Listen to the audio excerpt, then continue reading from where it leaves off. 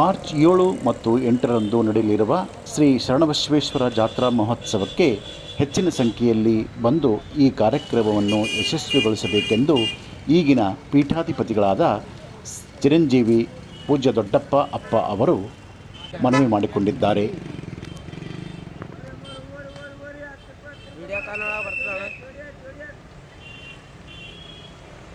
ಎಲ್ಲರಿಗೂ ಶರಣಾರ್ಥಿ ಹಾಗೂ ಮಧ್ಯಮದವರಿಗೆ ಶರಣಾರ್ಥಿ. ಶಿವಪಥ ಆದಿಯೋಡೆ ಗುರುಪಥ ಮೊದಲು, ಕೂಡಲ ಸಂಗಮ ಆದಿಯೋಡೆ ಶರಣ ಸಂಘವೇ ಮೊದಲು.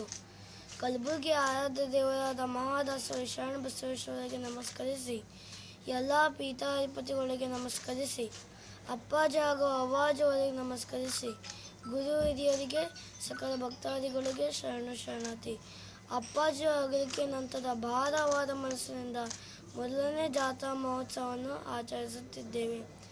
ಮಾನವನು ಮಹಾದೇವರಾಗುವಂತೆ ಅಪ್ಪಾಜಿಯವರ ಕಾಯಕ ನಿಷ್ಠೆಯಿಂದ ಎಲ್ಲರ ಮನಸ್ಸಿನಲ್ಲಿ ಸದಾ ಇರುತ್ತದೆ. ಪಂಚಾಚಾರಗಳನ್ನು ಲಿಂಗಾಚಾರ, ಸದಾಚಾರ, ಶಿವಾಚಾರ, ಗಣಾಚಾರ, ನಿತ್ಯಾಚಾರ ಇವೇ ಪಂಚದಾಸೋಹಗಳಯ್ಯ.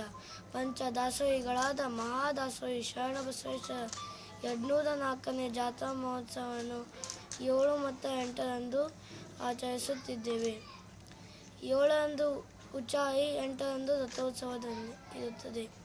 ಸಕಲ ಭಕ್ತಾದಿಗಳು ರಥೋತ್ಸವದಲ್ಲಿ ಭಾಗಿಯಾಗಿ ಶರಣರ ದಿವ್ಯ ದರ್ಶನವನ್ನು ಪಡೆಯಬೇಕು. ಪ್ರಸಾದ ಭತ್ತರು ಮತ್ತು ಲಿಂಗ ಸಜ್ಜಿಕೆಯ ದಿವ್ಯ ದರ್ಶನವನ್ನು ಪಡೆದು ಧನ್ಯರಾಗಬೇಕು.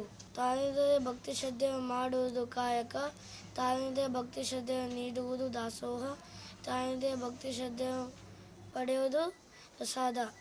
ಶರಣರ ಎಲ್ಲರಿಗೂ ಒಳ್ಳೆಯದು ಮಾಡಲಿ.